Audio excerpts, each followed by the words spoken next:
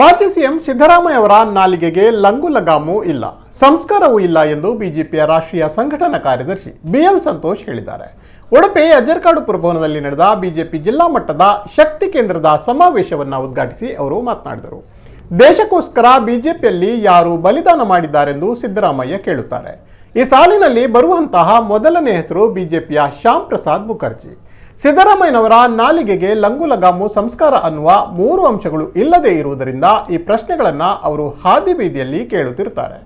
ಶಾಂತವಾಗಿ ಮನೆಯಲ್ಲಿ ಕುಳಿತುಕೊಂಡು ಶ್ಯಾಮ್ ಪ್ರಸಾದ್ ಮುಖರ್ಜಿ ಯಾರು ಎಂದು ಅವರ ಕುರಿತಾದ ಪುಸ್ತಕಗಳನ್ನು ಓದಲಿ. ಆಗ ಸಿದ್ದರಾಮಯ್ಯನವರ ಎಲ್ಲ ಪ್ರಶ್ನೆಗಳಿಗೆ ಉತ್ತರ ಸಿಗುತ್ತದೆ ಎಂದು ನೇರವಾಗಿ ವಾಗ್ದಾಳಿಯನ್ನ ನಡೆಸಿದರು. ಇನ್ನು ಸಿದ್ದರಾಮಯ್ಯನವರ ಪ್ರಶ್ನೆಗಳಿಗೆ ಸಂಸದ ನಳಿನ್ ಕುಮಾರ್ ಕಟೀಲ್ ಅವರು ಉತ್ತರ ಹೇಳಿಕೊಂಡು ಕುಳಿತುಕೊಳ್ಳುವ ಅಗತ್ಯವೂ ಇಲ್ಲ ಎಂದು ಸಲಹೆ ನೀಡಿದರು.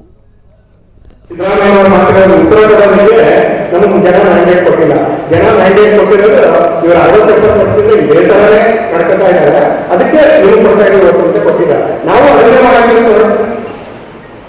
ಒಂದು ಕಾರ್ಯಕರ್ತಕ್ಕಂಥದ್ದು ಸಿದ್ದರಾಮಯ್ಯ ಮಾತಾಡಿದ ಕೂಡಲೇ ನಳಿನ್ ಕುಮಾರ್ ಕಟೀಲ್ ಕೂಡ ಮಾತಾಡಬೇಕು. ನಳಿನ್ ಕುಮಾರ್ ಕಟೀಲ್ ಓಟ್ ಕೊಟ್ಟಿರೋ ಸಿದ್ದರಾಮಯ್ಯ ಉತ್ತರ ಕೊಟ್ಟಿಲ್ಲ. ನಳಿನ್ ಕುಮಾರ್ ಕಟೀಲ್ ಓಟ್ ಕೊಟ್ಟಿರೋದು ಮೊಬೈಲ್ ಓಟ್ ಕೊಟ್ಟಿರ್ತಕ್ಕಂಥದ್ದು ಸುನೀಲ್ ಕುಮಾರ್ ಓಟ್ ಕೊಟ್ಟಿರೋದು ಇವರು 60% ಏನೂ ಮಾಡಿ ತೋರಿಸ್ತಿಲ್ಲ. ನೀವೇನಾದ್ರು ಮಾಡ್ಕೊಳ್ತೀವಿ ಉತ್ತರ ಓಟ್ ಕೊಟ್ಟಿರೋದು ಉತ್ತರ ಕೊಡೋಕ್ಕಾಗಲ್ಲ. ಉತ್ತರ ಕೊಡಬೇಕು ಕೆಲವರು ಕೊಡ್ತಾರೆ. ನೀವು ಉತ್ತರ ಕೊಟ್ಟರೆ ಅದೊಂಥರ ಕೊಟ್ಟೆಕ್ಕಲ್ಲ ಇಲ್ಲಿ ಏನು ನಮ್ಮ ರಾಜ್ಯ ನಿಗಮದ ಮುಖಂಡರು ಮುಂಗಾರ ಪುಂದಿನ ಸಂಘವನ್ನ RSS ಬೀದಿ ಬೀದಿ ಬೈಕೊಂಡು ಹೋಗ್ತಾರೆ. ಯಾರೋ ಒಂದು ಉತ್ತರ ಕೊಟ್ಟಿದ್ರು ಒಂದು ಕಾರ್ಯಕ್ರಮದಲ್ಲಿ ಇಂಗ್ಲಿಷ್ ಪುಸ್ತಕ ಅಪರೂಪ ಸೈನಿಕ ಅಂತ ಅದನ್ನು 4 ಪೇಜ್ ಓದಿದ್ರು. ಓದೋ ಅಪರೂಪ ಪುಸ್ತಕ ಅಂತ ಅದನ್ನು 4 ಪೇಜ್ ಓದಿದ್ರು. 15 ದಿನ RSS ಬೈದರು. ಆಮೇಲೆ ಅವರು ಮಾಡ್ತಾರೆ.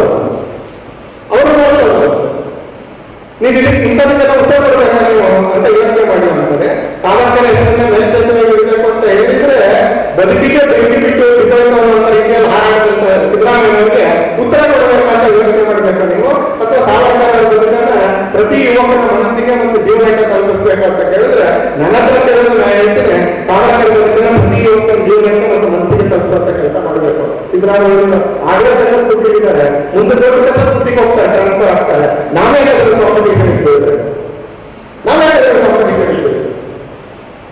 ಇವತ್ತು ಜನ ನಮ್ಮನ್ನು ಸ್ವೀಕಾರ